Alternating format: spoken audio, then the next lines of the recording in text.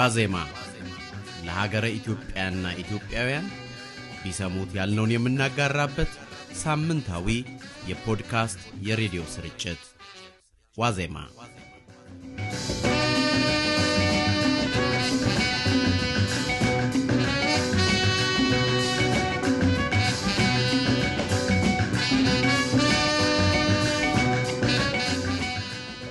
ሰላም ጤና ይስጥልን እንደምን ሰንብታችኋል የዋዜማ የፖድካስት አድማጮቻችን ይህ ሳምንታዊው በነገራችን ላይ መሰናዷችን ነው ከዋዜማ ብትሰሙት ይጠቅማል ያልነውን ቁም ነገር ለዛሬም ማሰናድተን ይዘንላችሁ ቀርበናል ዋዜማን በማድመጥ የምታጠፉት ጊዜም የሚያስቆጭ እንደማይሆን ተስፋ እናደርጋለን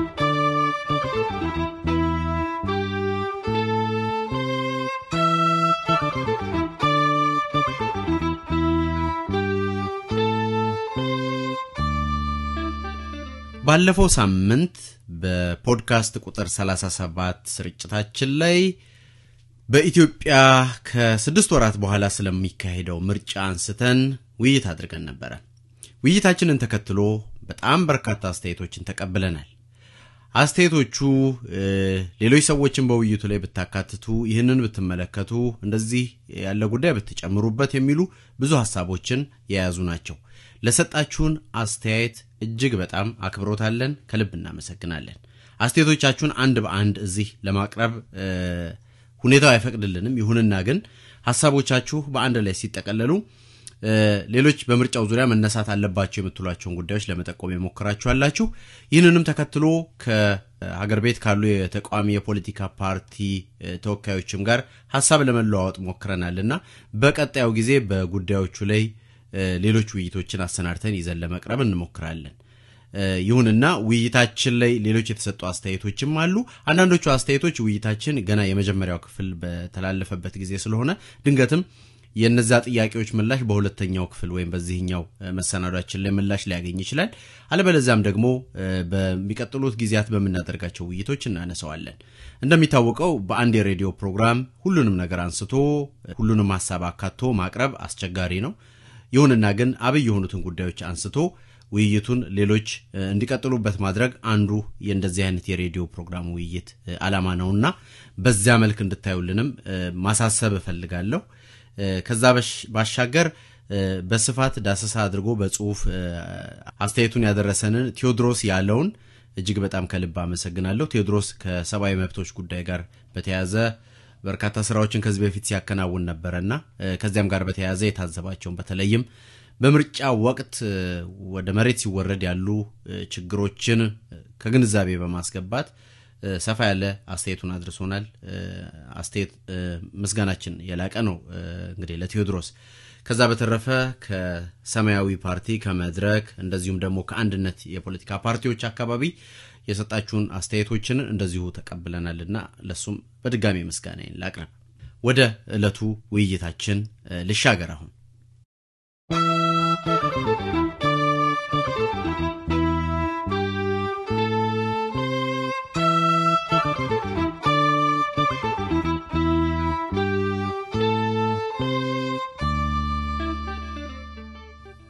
በኢትዮጵያ እንደሚታወቀው ያለው ሁኔታ እጅግ በጣም አስቸጋሪ ነው። ሐሳብን በነጻ የመግለጽ መብት የታፈነበት እንደዚሁም ነጻ የመገናኛ ብዙሃን በሌሉበት የምርጫ ቦርድ የገዢውን ፓርቲን ዳሻው የሚያሽከረክረው የፓርቲው አገልጋይ በሆነበት እንዲሁም የፍትህ ስርዓቱ አመኔታ አጥቶ የፓርቲ ጉዳይ አስፈጻሚ በሆነበትና የሲቪል ማህበረሰብ ድርጅቶች ህልውናቸው አደጋ ላይ በወደቀበት ጊዜ ውስጥ የሚደረግ ምርጫ ዋናው ውጤት የፓርላማ ወንበር ሊሆን እንደማይገባ ወይም ደግሞ እንደማይሆን ሁሉም ሰው ይገነዘባል። እናም በዚህ ሁኔታ ውስጥ ምርጫው ውስጥ ገብቶ መሳተፍ አስቸጋሪ እንደሆነ ብዙ የፖለቲካ ፓርቲ አመራሮችም አባላትም ያስረዳሉ። ይሁንና ግን በዚህ አስቸጋሪ ሁኔታ ውስጥ ምርጫ መሳተፍ የሚያስገኛቸው ፖለቲካዊ ጠቀሜታዎች አሉ የሚሉ ሐሳቦች አሉና ይህ ውይይታችን በአብዛኛው የሚያተኩረው የትኞቹ ናቸው የምርጫ መሳተፍ ፖለቲካዊ ግቦች የሚሉትን የሚያነሳ ይሆናል።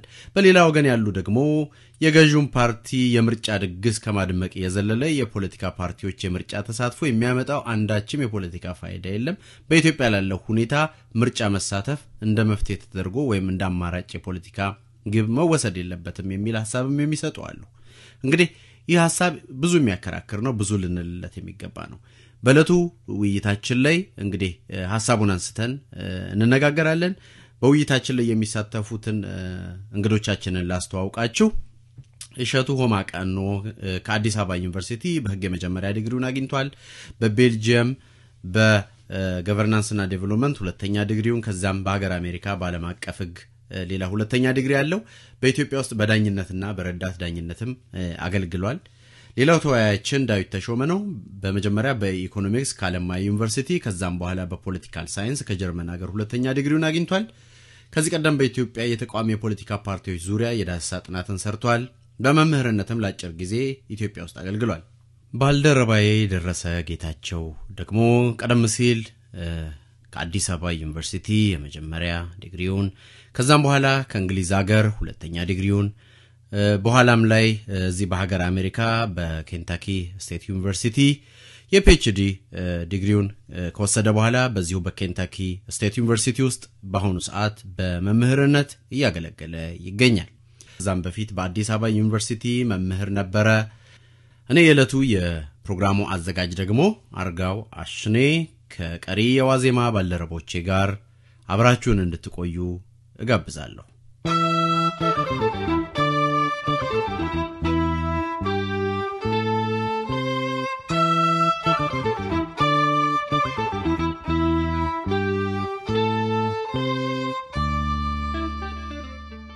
የውይይታችን መግቢያ ማደርገው ባለፈው ሳምንት አድርገነው ከነበረው ውይይት ላይ በጥቂቱ ቀንጭቤ ያሰማችሁና ወደ ዕለቱ ውይይት ነው የምናልፈው። ተከታተሉ።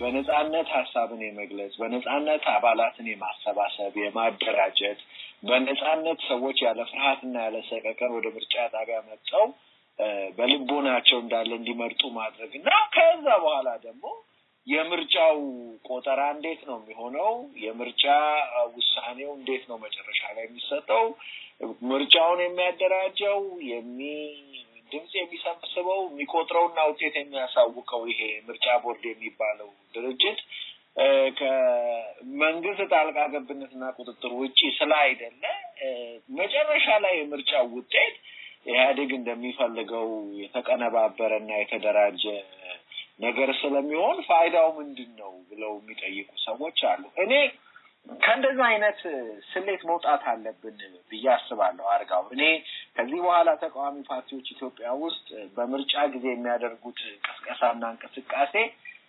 የምርጫ ወንበር ለማሸነፍ ወይም ስልጣንን በሰላማዊ መንገድ ከኢህአዴግ እጅ ለመረከብ በሚል አይነት እንደው ነሆለል በሆነ አመለካከት ሳይሆን ለሶስት ዓላማ የግድ መወዳደር አለባቸው ብዬ አምናለሁ። አርጋው አንደኛ ምንድነው የሥርዓቱን አፋኝነትና አምባገነንነት የግለሰቦችን የብሔር ብሔረሰቦችን መብት የመደፍጠጥና የመጨቆን አካሄዱ በህገ መንግስቱ ውስጥ የተጻፉትን ስርዓቶችና ደንቦች እያፈረሰ የመሄዱን ጉዳይ ለማሳየት ኤክስፖዝ ለማድረግ የሥርዓቱን አምባገነንነት ለማሳየት የግድ ተቃዋሚዎች በየጊዜው ሙከራና ጥረት ማድረግ አለባቸው ላሉ ኤክስፖዝ የማድረግ ኃላፊነት አለባቸው ላሉ። ሁለተኛ አምባገነን በሆኑ ስርዓት ውስጥ የሚንቀሳቀሱ በጠበበ የፖለቲካ ምህዳር ውስጥ የሚንቀሳቀሱ ተቃዋሚ ፓርቲዎች ከማጋለጥ አልፎ የህዝቡን ብሶትና የህዝቡን በደል በስነ ስርዓት በወጉ የማጠናቀርና የመናገር ስራ አርቲኩሌት የማድረግ ስራ ይሰራሉ። አሁንም ይሄ ስልጣንን ከመያዝ ኢህአዴግን ገፍቶ ከማስወገድ ጋር የተገናኘ ሳይሆን በህዝቡ ውስጥ የሚንቀሳቀሱ በጣም ወሳኝ የሆኑ የዲሞክራሲ የመብት የሚገርምህ ነገር የእንጀራ የልማትም ጥያቄዎች አሉ። ገዢው ፓርቲ የሚገፋቸው የሚደብቃቸው የሚሸሽጋቸው እንደሌሉ ለማስመሰል የሚሞክራቸው እነዚህን አንኳር የሆኑ ጥያቄዎች አውጥቶ አደባባይ የማስቀመጥና ህዝቡ የሚሰማው ስሜት ይሄ ነው የሚለው ህዝቡ የሚፈልገው ነገር ይሄ ነው የሚለው ነገር የመናገር አርቲኩሌት የማድረግ ሚና ይጫወታሉ። ሌላ የህዝቡን የለውጥ ናፋቂነት ስሜት የማነሳሳት ሰብቨርት የማድረግ ከፍርሃት ከጭቆና ከአምባገነንነት ሰንሰለትና ቀንበር ውስጥ ሰው እንዲወጣ ቀና እና እንዲተነፍስ ዋጋ ያስከፍላል። ድብደባ አለው፣ እስር አለው፣ ቶርቸር አለው፣ ስም ማጥፋት አለው፣ ብዙ የሚያልፉበት ስቃይ አለ። አሁን በቀደም እንኳን የዘጠኙ ተቃዋሚ ፓርቲዎች ትብብር መሪዎች የደረሰባቸውን ድብደባ እንግልትና ስቃይ አይተን ግን ያንን በማድረጋቸው ውስጥ የተሰራ ስራ አለ ብዬ አምናለሁ።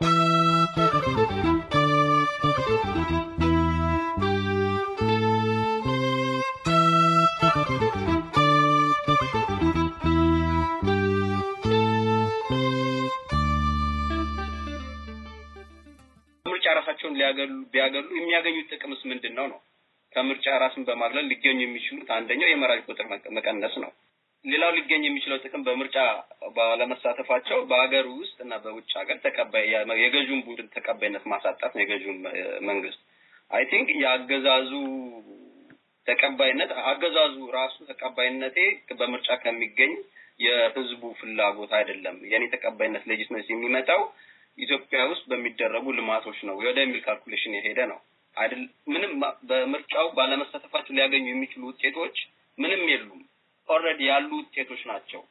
ስለዚህ መታገል ያለብን ኦሬዲ ላሉ ነገሮች ናቸው ወይስ ተጨማሪ በኢትዮጵያ ሰላማዊ ትግል ሂደት ላይ የተሻለ ነገር ሊፈጥሩ የሚችሉ ግቦችን ለማሳካት ነው የሚለው ራሱ አንድ ትልቅ ጥያቄ ነው።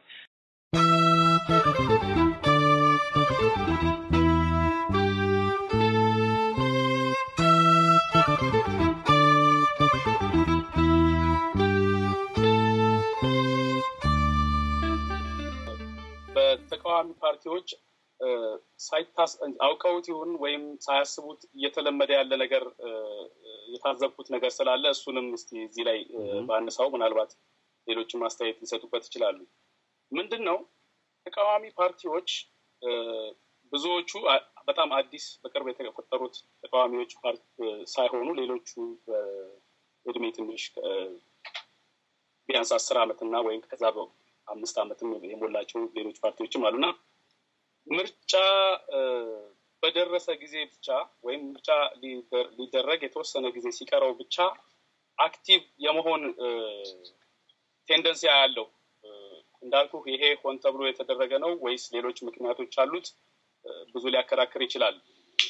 ምንም የመወዳደሪያ ሜዳ በበቂ ሁኔታ አልተሰጠንም ከሚልም ይሁን ወይም ሌሎች ኢቭን የኢኮኖሚክ ሪሶርስ ችግሮችም ይሁኑ ሌሎች ነገሮች እንዳሉት ሆኖ ግን በዋነኛነት ምርጫ በቀረበ ቁጥር ነው የነሱን አክቲቭሊ መሳተፍ የምታየው እና እንደዛም ሆኖ ደግሞ ኢቭን ባለፈው ምርጫ አይተነዋል አንዳንዶች ራሳቸውን ለማግለልም እስከመወሰን የደረሱ አሉ። ይሄ ለምንድን ነው የሚሆነው ብለን የጠየቀን እንደሆነ እኔ አንድ የማየው በጣም ትልቅ ችግር አድርጌ በተቃዋሚ ፓርቲዎች ላይ የማየው አንድ ትልቅ ነገር ችግር የማየው አላማቸውን የሆነ ሰፋ አድርጎ ያለማየት ነው። ስትራቴጂካሊ በጣም ሰፋ አድርጎ ያለማየት ነገር አያለው። ብዙዎቹ just ይድረስ የግብር ይውጣ የሚባል አይነት አሰራር አለ አይደል? ዛሬ አንድ ነገር ያደርጋሉ፣ ነገ አንድ ነገር ያደርጋሉ። ግን በጣም ሰፋ አድርገው የዛሬ 5 ዓመት የዛሬ 10 ዓመት ወይም 15 ዓመት ስለሚያደርጉት መሄድ የሚፈልጉትን ቪዥን ቁጭ አድርገው የሚንቀሳቀሱ ፓርቲዎች አልመሰሉኝም ብዙዎቹን ሳያቸው። ይሄ ለማለት ያተፋፈረኝ ነገር ምንድነው? እስቲ ዝም ብለህ ተመልከት። ልክ የዛሬ 5 ዓመት ምርጫው ተደርጎ ከምርጫው በኋላ ብዙዎቹ ፓርቲዎች ምንም አይነት እንቅስቃሴ አያደርጉም። አንድ ወደፊት የኢትዮጵያን ሕዝብ ወደ አንድ አቅጣጫ ይዤ ልመራ ላደራጅ እችላለሁ የሚል ፓርቲ 5 ዓመት አይበቃውም። በኔ አስተያየት 5 ዓመት አይበቃውም። እነሱ ግን ኢሚዲየትሊ አይጀምሩም እንቅስቃሴያቸውን። አይ አንደርስታንድ በጣም ብዙ ችግር እንዳለባቸው፣ ግን እንደዛም ሆኖ ግን ብዙ የመዘናጋት ነገር ታያለ እና ይሄ ነገር ሲሪየስሊ መታየት ያለበት ነገር ነው አሁን ከስድስት ወር በኋላ ስለሚደረገው ምርጫ ሳይሆን ማውራት ያለባቸው አንዳንዶቹ ከዛም በኋላ ስላሉት ስለሚመጡት 5 እና 10 አመቶች ሰፋ ያለ ስትራቴጂክ የሆነ አስተሳሰብ አላቸው ወይ እና በተጨባጭስ ሊያደርጉት የሚችሉትን ነገር ከስድስት ወሩ ባሻገር ማለት ነው አስበውት ያውቃሉ ወይ ብዬ ስጠይቅ እኔ አይ ዶንት ኖ እናንተም የምትጨምሩት ነገር ካለ በጣም ነው የምጠራጠረው እና ይሄንን ለማለት ነው የፈለኩት በጣም ሰፋ አድርጎ የማሰብ ነገር ብዙ ጊዜ አላይ በጣም ትክክል ጥሩ ሐሳብ ነው እኔ እንደውም አንዱ ያስኩት ጥያቄ እሱ ነው እንግዲህ ስለ ያለው ምህዳር ጠቧል ያለው ሁኔታ የሚመች አይደለም እንላለን ከዛ ባሻገር ግን አንዱ ሁሉ ጊዜም የሚታየው ችግር ተቋማዎች ምርጫው በሚዳረስ ሰዓት በዋዜማው ተሰባስቦ ለምርጫ ለመሳተፍ መዘጋጀት ያባላትን መልመላቸው በዛ አካባቢ በጣም ይጨምራልና ብዙ ችግሮች ናቸው ያሉባቸው በዚህ አንፃር ምንም እንኳን የተቋሚ ፓርቲዎችን ለመተቸት እንደው የሞራል ልዕልና ማግኘት ይከብዳል ካለባቸው በርካታ ጫናና ችግሮች አንፃር ይሁንና ግን ራሳቸው መለስ ብለው ማየትም እንዳለባቸው እኔም በዚህ በጣም እስማማለሁ ግን ራሳቸው ማየት አለባቸው ስንል አብረን ልናየው የሚገባው ነገር ምን ማድረግ አለባቸው እንደ ስትራቴጂካሊ ምንድነው ማሰብ ያለባቸው በምርጫ የምርጫ ወንበር ብቻ አይደለም የሚያገኙት ካልን ከምርጫ ወንበር ባሻገር ያሉትን ነገሮች ለማሳካተስ የምናየው በተቋሚ ፓርቲዎች አካባቢ ሊስተካከሉ ይገባቸዋል የምንላቸው ብዙ ነገሮች አሉና እሱ ላይ እንደው ሐሳብ ካላችሁ እስቲ እድሉን ልስጣችሁና ዳዊትና ደረሰ ሐሳብ ልትነግሩን ትችላላችሁ ደረሰ ላንተ ልስጥህ እስቲ ገርም እኔ ሐሳብ ልስጥ አርጋው አንተ ሐሳብ ስጥና ወደ ዳዊት መለሳለሁ ዳዊት ቀደም ያነሳቸው ነጥቦች አሉ አንደኛ ውጤት ምንድነው ማለት ከምርጫ መሳተፍ የምንፈልገው ውጤት ምንድነው አሁን ከፊታችን ካለው ምርጫ ሳይሆን የዛሬ 5 አመትም 10 አመትም ከሚመጣው ምርጫ ምንድነው የምናደርገው ግባችን ምንድነው የሚለው ላይ ግልጽ ያለ አመለካከት ያስፈልጋል ብሏል የሚገርመው አሁን እሸቱ ምን አለ እንዳውም ለ6 ወር ለ7 ወር ሳይሆን ለ5 አመት ለ10 አመት ለ15 አመት መታሰብ ያለበት ነገር ነው ስትራቴጂ ስልት መንደፍ ያስፈልጋል እኔ መቼስ ሁለቱም ካሉት ጋር በጣም እስማማለሁ አርጋው አንድ ምሳሌ ልስጥ ምን ማድረግ ይችላሉ በሚለው ነገር ላይ አንድ ማድረግ የሚችሉት ነገር አለ ምንድነው ፍጹም አምባገነናዊ በሆኑ ስርዓቶች ውስጥ ህዝብን አደራጅተው የተንቀሳቀሱ የፖለቲካ ኃይሎች ሲቪል ሆነው ማለት ነው የትጥቅ ትግል ሳይሆን የሲቪል ትግል ያንቀሳቀሱ ኃይሎች ምን አይነት ቅርጽ ነበራቸው ምን አይነት ስትራቴጂ ነበራቸው ብለው ማጥናት ይችላል ምሳሌ ስጥ ካልከኝ ግብጽ ጥሩ ምሳሌ ነው ግብጽ ከነፃ ከወጣበት ጊዜ ጀምሮ ከናስር ጊዜ መፈንቅለ መንግስት በኋላ ከሳዳት በኋላ ጀምሮ ባለፈው እስከተደረገው የግብጽ አብዮት ድረስ በወታደሮች የሚመራ ሀገር ነበረ ከዛ በኋላ በዚህ በእስላም ወንድማማቾች ፓርቲ ምርጫ ባሸነፈ ፓርቲ ተይዞ ነበር አሁን እንደገና በወታደሩ ተነጠቀ ኃይል ግን አንድ ትልቅ አብነት የሚሆን ነገር ምንድነው እንዴት አድርጎ ነው ይሄ የእስላም ወንድማማች ይባል የነበረው ፓርቲ በህግ በአዋጅ ህገወጥ ነው ተብሎ አባላቶቹ የታሰሩ አመራሮቹ በተለይ ትልልቆቹ አመራሮች እስር ቤት ውስጥ ገብተው በነበረ ሰዓት እንዴት አድርጎ ነው በመሬት ላይ ደጋፊዎችንና አባላትን ሰብስቦ መንቀሳቀስ የቻለው ይገርማል ከዚህ ምርጫ በፊት ከግብጽ አብዮት በፊት በተደረገው የመጨረሻ የግብጽ ምርጫ ላይ አንድ ጊዜ አባላቱን እንደ ግል ተወዳዳሪ አድርጎ ኦልሞስት 1/3 የግብጽ ህግ መወሰኛ ምክር ቤት ወንበሮች ወስዶ ነበር የእስላም ወንድማማቾች የሚባለው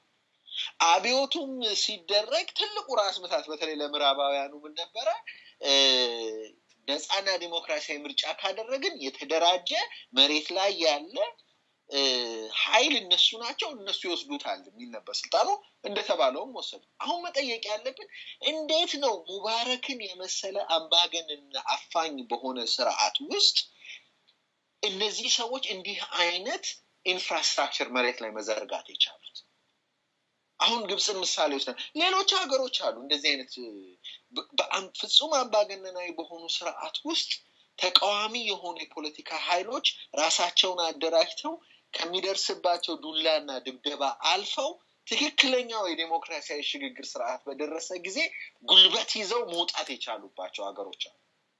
እኔ አሁን ይሄንን ለአብነት ነው አንድ ምሳሌ ጠቀስኩት እና እንደዚህ አይነት ምክንያቱም ይሄ ዲሞክራሲያዊ ስርዓት እንዳልሆነ እናውቃለን፣ አምባገነናዊ ስርዓት እንደሆነ በግልጽ እናውቃለን። ስለዚህ ይሄ ማለት ምንድነው የረጅም ጊዜ ያ ፓርቲ ለምሳሌ ከ33 ዓመት በላይ እድሜ ያለው ፓርቲ ነው። የሚገርምህ ነገር ለከተማ ድሆች ነፃ ክትባትና መድኃኒት ሁሉ ያደለ አባላት ይመለመል የነበረ ፓርቲ ነው። ዝም ብሎ ስሙ የሙስሊም ወንድማማች ስለሚል መስጊዱ ሰዎችን አግኝቶ የሚመለመል ፓርቲ ብቻ አይደለም። በጣም የተራቀቀ አባላትን የመመልመል የማደራጀት የማሰልጠን ስራ አምባገነን በሆነ መንግስት ጥላ ስር ያደረገ ፓርቲ ነው። መማር ይችላሉ እነዚህን ነገሮች። ይሄ ደግሞ ማለት ምን ማለት ነው? ለእንደዚህ አይነት ነገር መዘጋጀት አለባቸው። አንደኛ ፍላጎቱ፣ ሁለተኛ ጥረቱን ማድረግ አለባቸው። ይሄ እነሱ የሚያልፉበትን መከራ ለመናቅ ወይም ከሩቅ ሆኖ ያልሞከርነውን ነገር ለነሱ ይሄን አድርጉት ብሎ ለማለት አለ። በጣም ትልቅ አክብሮት አለ ለኢትዮጵያ ተቃዋሚ ፓርቲ መሪዎች። ግን አርቆ ማየት ስትራቴጂ መንደፍ ይጠይቃል የሚለውን ነጥብ ለማስረገጥ ነው። አንድ ነገር ብዬ ልጨርስ አርጋው። ይሄ ቅድም ዳዊት ረጅም ጊዜ ኃይላቸውን የሚፈጁት እርስ በርስ ባሉ ሽኩቻዎች ነው፣ ገዢውን ስርዓት በመጋፈጥ ላይ አይደለም ላለው አንድ ጥሩ ምሳሌ የሚሆነን እያንዳንዱ ምርጫ ሲያልቅ የፓርቲዎች ጥምረቶች ይፈርሳሉ። አዳዲስ ጥምረቶች ደግሞ የሚሰሩት አዲሱ ምርጫ ከመምጣቱ ከአንድ ዓመት ወይም ከሁለት ዓመት በፊት። አሁን ብዙ የተወራለት የ97 ምርጫን ስናይ ቅንጅት የሚባለው አንድነት ኮሊሽን የተፈጠረው ምርጫው ከመደረጉ ከጥቂት ወራት በፊት ነው። የሚገርምህ ነገር የምርጫው ውጤት ደግሞ እንደማይሆን ሆኖ ደግሞ ካለቀ በኋላ መሪዎቹ ከእስር ቤት ሲወጡ ደግሞ ፈረሰ ያድርጅት እና ደግሞ መድረክ የሚባል ደግሞ ተቋቋመ። መድረክም ደግሞ እንደማይሆን ሆኖ ሲፈርስ እያየ ነው አሁን። ስለዚህ ይሄ የሚያሳየ ምንድነው? ለምንድነው የሚሰነጣጠቁት? ለምንድነው የሚፈርሱት? ለምንድነው ምርጫ ሲመጣ የሚሰባሰቡት?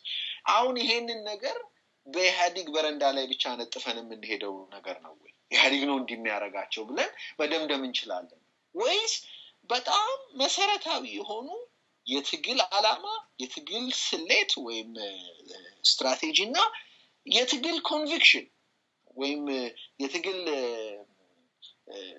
መሰጠት እንበለው ኮንቪክሽን ችግር አለ እና እነዚህን ችግሮች 100% የኢህአዴግ ሴራና ደባ ብቻ የፈጠራቸው ናቸው ማለት በእውነት ትክክል አይሆንም ብቻ ሳይሆን አይበጅም። ለተቃዋሚዎች እድገት፣ ለተቃዋሚዎች ስኬት፣ ለምናለምም ዲሞክራሲያዊ ስርዓት መምጣት እንደዚህ አይነት ቀን አይበጅም ለማለት ነው። አርጋው በጣም ጥሩ ሐሳብ ነው ያነሳው ደረሰ። ዳዊት ላንተ ልስጥህ እድሉን እስቲ። እሺ እኔ አሁን ደረሰ ያነሳቸው ነጥቦች በጣም ነው የሚስማሙኝ። ትልቁ ነገር ምንድነው አርጋው በኢትዮጵያ ውስጥ የሚደረገው ትግል ባህሪ ምንድነው የሚለው ጥያቄ በጣም አንገብጋቢ ጥያቄ ይመስለኛል። ይሄን ጥያቄ ከዚህ ጥያቄ መልስ ነው መነሳት መቻል ያለብን። በሁለት ወር በሶስት ወር ትግል አንዳንድ የተቃዋሚ በኢትዮጵያ ውስጥ ያሉ አመራሮች እንደሚሉት ገዢው መንግስት መጣል ይቻላል የሚለው ነፃና ፍትሃዊ ምርጫ ቢደረግ የሚለው አስተሳሰብ እኔ ብዙም አያስማማኝም። ረጅም ትግል የሚጠይቅ ነው። ይሄን እንደ እውነት መቀበል መቻል ያለብን ይመስለኛል። ሁለተኛው የገዢው ፓርቲ ባህሪ ምንድነው? ጠንካራ ጎኑ ምንድነው? ደካማ ጎኑ ምንድነው? እንዴት ተደርጎ ነው በእንደዚህ አይነት ጨቋኝ በሆነ ስርዓት ውስጥ ተቃዋሚ ፓርቲዎች ህልውናቸውን የሚያስጠብቁት ትርጉም ያለው ስራ ሊሰሩ የሚችሉት የሚለው ራሱ መመለስ ያለበት ነው። ይሄም ከየት ነው የሚነሳው? የፓርቲዎች የተቃዋሚ ፓርቲዎች ምን ሊሰሩ ይችላሉ በእንደዚህ አይነት ጨቋኝ ስርዓት ውስጥ የሚለው ጨቋኝ ስርዓቱ ባህሪው ምንድነው? ጠንካራ ጎኑስ ምንድነው? ደካማስ ጎኑ ምንድነው የሚለውን ከመመለስ ይነሳል። ከዚህ አንፃር ከእንደዚህ አይነት የጨቋኝ ስርዓት ውስጥ የኢትዮጵያ ተቃዋሚ ፓርቲዎች ሀገር ውስጥ ያሉት ምን ማድረግ ይችላሉ ከምርጫው ካለፈ በኋላ የሚለው ነገር አንደኛው የድርጅታዊ አቋማቸውን መፈተሽ ያለባቸው ይመስለኛል። አሁን እንዳለው በጥቂት ሊቃን የሚመራ ድርጅት ሳይሆን ህዝቡን ያሳተፈ ለህዝቡ ተደራሽ የሆነ ፓርቲ መሆን መቻል አለበት። ከእንደዚያ ሊያደርጓቸው ከሚችሉ ስራዎች አንደኛው እንደ ቀላል ምሳሌ ለመጥቀስ ያህል ሻዶ ፓርላመንታሪ መፍጠር ለእያንዳንዱ የሚኒስቴር ከነሱ ውስጥ ሚኒስቴር መስሪያ ቤት ውስጥ ከነሱ ውስጥ በመመደብ ያ የተመደበ ሰው ለዛ ሚኒስቴር የሰራውን ስራ የክፍተቶቹን ጉድለቶቹን የፖሊሲ ስህተቶችን እንደዚህ የሚያጋልጡ ስራዎች መሰራት አለባቸው። ተደጋጋሚ የስርዓቱ ምንነት የሚገልጽ ስራዎች በጣም አስፈላጊ ነው። አንደኛው ይሄ ነው። ሁለተኛው እኔም ያነሳሁት ቀደም ደረሰም ደግሞ ያለው ምንድነው በተቃዋሚ ፓርቲዎች እርስ በርስ የሚደረገው ትግል መወገድ መቻል አለበት። ሃርሞናይዜሽን መፈጠር መቻል አለበት። እርስ በርስ ሽኩቻውን ነው የፖሊሲ ልዩነታቸው እንዳለ ቢሆንም የእርስ በርስ የህልውና መከባበር ግን ያስፈልጋል። ፓርቲዎች አሉ ብሎ በተቃዋሚ በኩል የምታየው አላስፈላጊ ፖለቲካዊ ንትርኮች መወገድ አለባቸው። ሶስተኛው ነገር እኔ ኢትዮጵያ ውስጥ ያሉ የተቃዋሚ ፓርቲዎች በምን አይነት ተጨባጭ ሁኔታ ውስጥ እንዳሉ ለሆነ በኢትዮጵያ ተቃዋሚ ፓርቲዎች ዙሪያ ለሰራሁት ጽሁፍ መረጃ ሳሰባስብ አይቻቸዋለሁ። ምን አይነት ሁኔታ ውስጥ እንዳሉ በምን አይነት ሁኔታ ውስጥ እንደሚሰሩ በጣም ይገባኛል። ለዛም የከበረ ድጋፍ እና ክብር አለኝ። ግን ይሄ ማለት ነው ውስጣዊ ያለባቸውን ድክመቶች ደግሞ ማየት መቻል አለባቸው። በአመራር ደረጃ፣ በአደረጃጀት ደረጃ፣ የስትራቴጂ ጉዳይ እነዚህ ነገሮችን መፈተሽ መቻል አለባቸው። ገዢው ፓርቲ በሚከፍተው በእያንዳንዷ ቀዳዳ ገዢውን ፓርቲ ኢንጌጅ የማድረግ ዝግጁነት ያስፈልጋቸዋል። ኢንጌጅ ለማድረግ ቀደም እሸቱ እንዳለው የረጅም ጊዜ ስትራቴጂ ያስፈልገናል። ዛሬ የት ነው ያለነው፣ ነገ የት ነን፣ ከነገ ወዲያ የት እንደርሳለን የሚለው። ሌላው ምርጫ ተኮር ከመሆን ይልቅ ያ ይገባኛል በምርጫ መሳተፍ ትርጉም ያለው ስራ ነው። ባለፈው የፓርላማ ዘመን እንዳየኑ 15 ተቃዋሚ አባላት ፓርላማ ውስጥ ኖረውና አንድ ብቸኛ የተቃዋሚ ፓርቲ አባል በፓርላማው ሲኖር ያለውን ልዩነት ግልጽ ነው እና በምርጫው የሚገኙ የፓርላማ ወንበሮች ትርጉም አላቸው። ትርጉማቸው ምንድነው? የተቃዋሚ ፓርቲዎች የህዝቡን ብሶት የሚያሰሙበት፣ አማራጭ ፖሊሲያቸውንና የመፍትሄ ሀሳቦች የሚያቀርቡበት፣ የመድብለ ፓርቲ ፖለቲካ ድጋሚ ነፍስ የሚዘሩበት ነው። ይሄኛው በምርጫ ወንበር ማግኘት 5ም 10ም 20ም የፓርላማ መቀመጫ ወንበር ብዛት ማግኘታቸው ትርጉም አለው። ግን ከዚህ በላይ መታየት አለበት። ውጤት የምንለው ምንድነው? ይገባኛል። የፖለቲካ ፓርቲ ትልቁ ጥያቄ ስልጣን የማዝ ጥያቄ ነው። እንደ ኢትዮጵያ አይነት በጨቋኝ ስርዓት ውስጥ ባሉ ሀገሮች ግን የተቃዋሚ ፓርቲ ድርጅቶች ያለባቸው ኃላፊነት ከዛም በላይ ነው ብዬ አምናለሁኝ። የትግሉ የፍትህ ትግል ነው። ትግሉ የመብት ትግል ነው። ትግሉ ፈረንጆች ሊበርቲ የሚሉት የዛን የማምጣት ትግል ነው። ትግሉ የዲሞክራሲያዊ ስርዓት ትግል ነው። እንደ አዲስ የኢትዮጵያን የመንግስት መዋቅር ዲሞክራሲያዊ ማድረግ ነው። እንደዚህ ከሆኑ ትግሎች እንደ አዲስ በወታደሩና በመላው የለባሹና ሲቪክ መንግስት መካከል የሚገኘው ግንኙነት መኖር የሚገባውን ግንኙነት እሱን የመፍጠር ነው። እንደዚህ አይነት ትግሎች በእንደዚህ አይነት ትግል ውስጥ የተቃዋሚ ፓርቲዎች አላማቸው በፓርላማ ወንበር መያዝ፣ ስልጣን መያዝ ብቻ አይደለም፣ ከዛ በላይ የሚሄድ ነው። ለዚህ አይነት አላማ ለእንደዚህ አይነት ውጤት የሚመጥን ስትራቴጂ ያስፈልጋል፣ የሚመጥን አመራር ያስፈልጋል፣ የሚመጥን ስትራቴጂ እቅድ ያስፈልጋል። እርግጥ ነው በኢትዮጵያ አይነት በጨቋኝ ስርዓት ውስጥ እነዚህ ነገሮችን ለማምጣት ሂደቱ ቀላል ነው፣ አልጋ ባልጋ ነው የሚል አይደለም። ሂደቱ በጣም አድካሚ ነው፣ ረጅም ጊዜ የሚወስድ ነው። ግን ውጤቱ መምጣቱ የማይቀር ነው። ዲሞክራሲያዊ ስርዓት ሂደት ነው እየተባለ በሂደቱ የሚቀለድበት መሆን መቻል አይደለም ያለበት። በሂደቱ ውስጥ ለቀጣይ ትግሎች መሰረት የሚሆኑ ስራዎች እየተሰሩባቸው መሄድ መቻል አለባቸው። ለገዢው መንግስት ምርጫ ፕሮሲጀራል ነው። በፊት ምርጫ የሚደረገው ሌጂቲሜት ለማግኘት ጭምር ነው። አሁን ግን ፕሮሲጀር ነው። ምርጫ ተደርጓል። በኢትዮጵያ ውስጥ ምርጫ ይካሄዳል።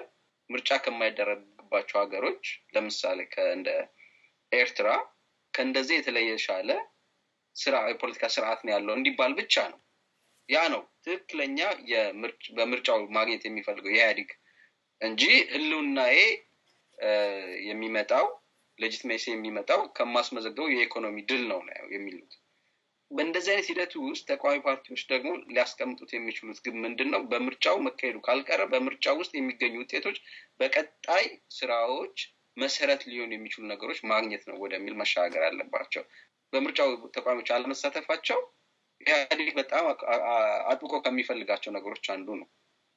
ምርጫው ዴሞክራሲያዊ ይሆናል ወይም ፍትሃዊ፣ ነፃ፣ ገለልተኛ ይሆናል አይደለም ጥያቄው። በእንደዚህ አይነት አስቸጋሪ ውጤቶች እንኳን ተቃዋሚ ፓርቲዎች ጠንክረው ከገዢው ፓርቲ መመንተፍ ያለባቸው ዴሞክራሲያዊ ውጤቶች ናቸው የሚል ነው። እንደዚህ ነው ማየት ያለብን። ይሄ ሲሆን ነው በቀጣይ ኢትዮጵያ ሀገራችንም እንደ ሀገር መቆየት የምትችለው የዲሞክራሲ ስርዓት መገንባት የምንችለው። በመጪው ምርጫ መሳተፍ ትርጉሙ ከዚህ አንፃር ነው ማየት ያለብን። ጥሩ ዳዊት፣ ጥሩ ነጥቦች አንስተሃል። እንግዲህ ቀደም ሲልም ያነሳናቸው ብዙ ነጥቦች አሉ። በምርጫ ዙሪያ መነሳት ያለባቸው ሌሎች አንኳር ነጥቦች አሉ። በተለይም የተቃዋሚውን ጎራ ለብቻው ምርጫው በሚካሄድበት ጊዜም ከህብረተሰቡም ዘንድ በጣም ብዙ አስተዋጽኦ ማድረግ ይቻላልና አጠቃላይ ውጤቱ ኢትዮጵያን ወደ ዲሞክራሲያዊ መንገድ ሊያመራት የሚችል ወይም ደግሞ በሀገሪቱ የተሻለ ስርዓት እንዲኖር የሚያደርግ ሊሆን ይችላልና በዛ ላይ ብዙ መወያየት አለብን፣ ብዙ መነጋገር አለብን። ካለፉት ምርጫዎችም የምንማራቸው ነገሮች አሉ። በተለይ ደግሞ ከ97 ዓመተ ምህረቱ ምርጫ እና ከውጤቱ ከዛም በኋላ ከተከሰቱት ነገሮች መማር አለብን። እነዚህን ሁሉ እንግዲህ ዛሬ አንስተን አንጨርሳቸውምና ያለን ሰዓት ውስን ስለሆነ የዛሬውን ውይይት እዚህ ጋር እንቋጭና ለዛሬ በውይይቱ ስለተካፈላችሁ እሸቱንም ዳዊትንም ባልደረባ የደረሰንም ከልብ አመሰግናለሁ። እናመሰግናለን።